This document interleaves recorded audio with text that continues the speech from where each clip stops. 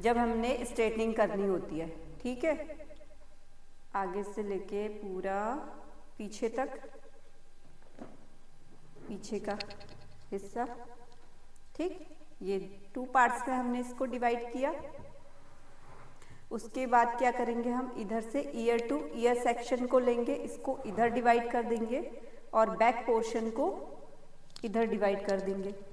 और इसको हमने क्या किया है, सेक्शन लेकर क्लिप कर दिया। ये हमेशा ध्यान रखना कि उनके बालों की जो थिकनेस है वो कितनी है, बाल कितने ज़्यादा हैवी हैं। ठीक है, क्योंकि इसके बाल कम हैं तो हमने इसको 4 सेक्शन में डिवाइड किया है। पहले ईयर टू ईयर और बैक 2 पार्ट हमने बैक पोर्शन में ले लिए। ठीक है, इसलिए केवल 4 सेक्शन से हमारा काम चल जाएगा। सबसे पहला काम हमारा यही सेक्शनिंग करने का काम है कि सेक्शन में डिवाइड कर देना है इनको।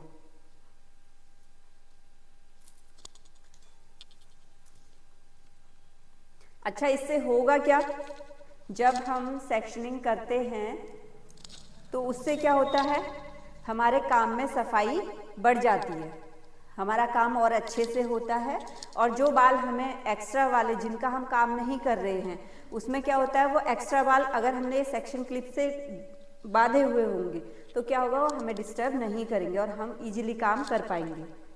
तो ये हमारा सेक्शनिंग का फायदा होता है ना।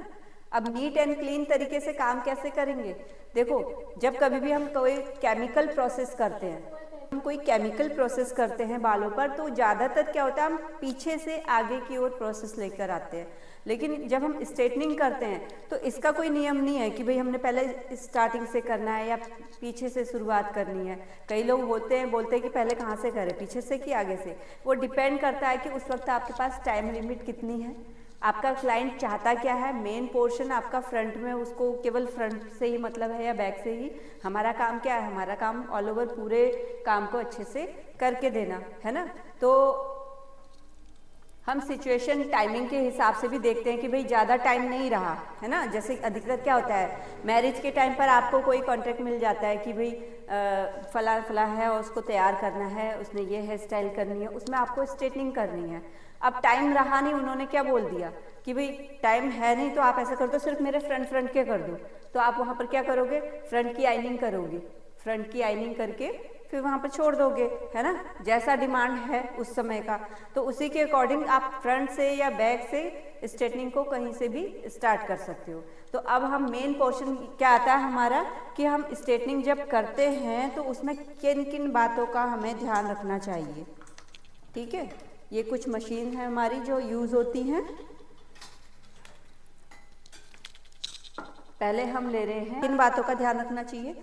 इसमें क्या है, लास्ट पॉइंट हमारा 230 डिग्री है ना। हीट का जो टेम्परेचर पॉइंट है हमारा 230 पॉइंट है ना। अब इसमें ये अलग अलग डिग्री दे रखी हैं, 130, 150, 170, 190, 210 और 230 है ना।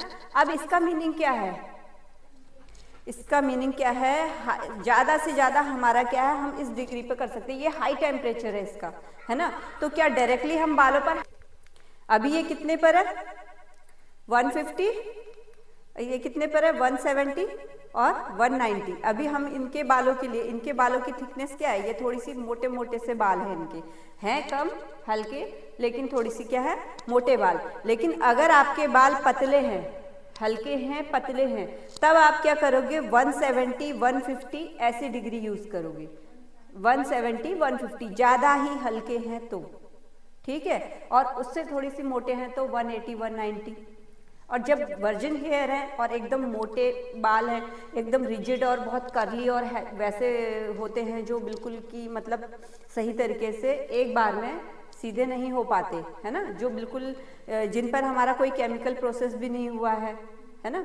तो इस तरीके के जो बाल जो वर्जिन हेयर होते हैं, उन वाले बालों पर हम 230 तक की डिग्री का इस्तेमाल कर सकते हैं, जो मोटे होते हैं स्पेशली, है ना, मोटे बालों पर, हैवी बालों पर, जिनमें कर्लीपन कुछ ज़्यादा रहता है, उन बालों पर हम क्या कर सकते हैं, 230 यूज़ कर सकते हैं। लेकिन 230 एकदम डायरेक्टली भी हमने यूज़ नहीं करना है। हमने पहले स्टार्टिंग कहाँ से करनी है, उन बालों पर 180 से करनी है। 180 डिग्री पर जब हम रखते हैं और जब अपनी सेक्शनिंग करते हैं, हमें उस समय पता चल जाता है कि ये बाल कितना तक इसको रख सकते हैं, हम कितने टेम्परेचर पर होल्ड कर सकते हैं, है ना। तो इस वजह से धीरे धीरे हम उसको बढ़ाएंगे, उसके टेम्परेचर को, ठीक है।